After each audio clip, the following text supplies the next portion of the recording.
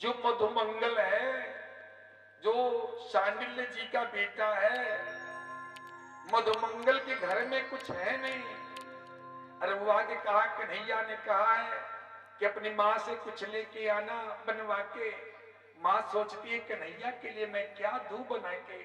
वो कढ़ी बनाती हैं, घर में कुछ रहता नहीं इसलिए कढ़ी बना के भेजती हैं। और मधुमंगल कढ़ी को खा रहा है, मतलब खोल के बैठा हुआ है। और जब देखा कि ये सब बाप रे बाप इतने सारे व्यंजन रखे हैं, तो कहा कि कन्हैया मेरा कढ़ी देख के क्या सोचेगा कि इसकी माँ ने क्या भेजा है। इसलिए वो फटाफट वो कढ़ी को मुंह में लगाया और मुंह में गिराने का प्रयास किया। तब तक कन्हैया दौड़े और दौड़े तब तक वो पूरा मुंह पे ही गिरा लिया, पूरे मुंह पे गिर गया। कहा कि न रहेगा न वो खाएगा। और तब तक कन्हैया दौड़ते हुए पहुंच गए और फट से उसका मुंह पकड़ लिए और मुंह पकड़ के उसके मुंह पे जो गिरा हुआ था कढ़ी, उसको अपने जीभ से चाटने लगे। वाह, आनंद आ गया। अरे मधुमंगल, तुम्हारी मां ने इतना सुंदर कढ़ी भेजा था, अब तू अकेले अकेले सब खा गया, जो बच्चा अपने मुंह पे गिरा लिया। वाह, यदि और मिल गया होता ना तो मेरी इच्छा तृप्त हो गई होती। वो चाट रहे हैं मुंह। ब्रह्मा जी उधर से निकले। ब्रह्मा जी ने इस दृश्य को देखा, आश्चर्यचकित हो गए। बोले परमात्मा हो ही नहीं सकता। क्या परमात्मा एक छोटे नन्हे बालक का मुंह चाटेगा? बड़े बड़े राक्षसों का वध करेगा, बात समझ में आती है। बड़ा बड़ा काम करेगा, असुरों का वध करेगा, अधर्म का नाश करेगा, धर्म की स्थापना करेगा, ये सारी बात समझ में आती है। लेकिन परमात्मा एक छोटे बालक के मुंह पे लगा हुआ कढ़ी को चाटे, ये संभव?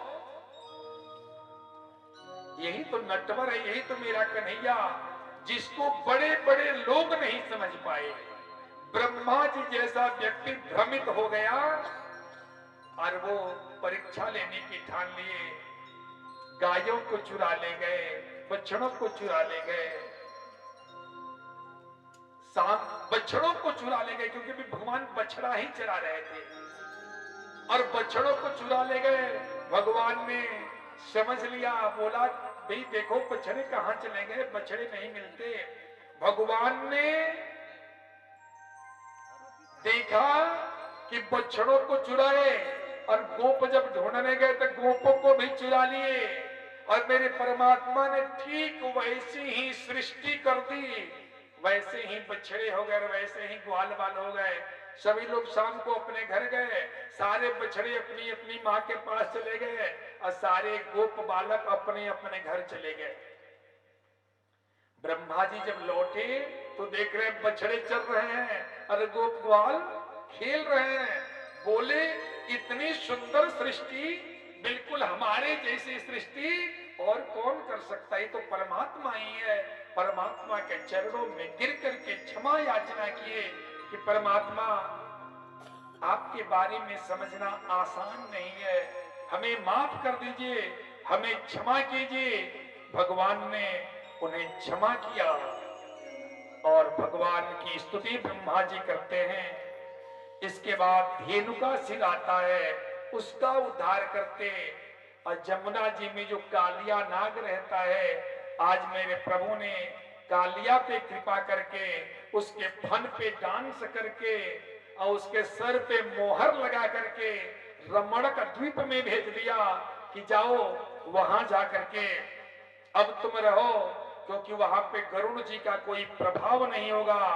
मैंने तुम्हारे सर पे मोहर लगा दिया है, गरुड़ जी तुम्हारा भक्षण नहीं करेंगे। इस यमुना के तट को पवित्र कर दो, क्योंकि निर्मल जल प्रवाहित हो रहा है, तुम अपना विष छोड़ रहे हो। प्रलंबा असुर आता है और इसका भी भगवान वध करते। गोप और गायों को दावानल से मेरे प्रभु बचाते। और आगे वेणु गीत का वर्णन आता है, यज्ञ पत्नियों भी मेरे परमात्मा कृपा करते हैं।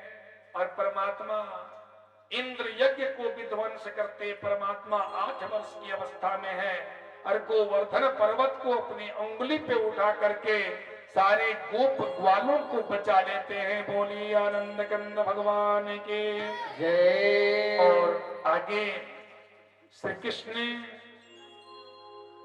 नंद बाबा को वरुण लोक से जाकर के चुरा के लाते और यहाँ रास लीला का आरंभ होता है। बोलिए आनंद कंद भगवान की जय। ये जो भगवान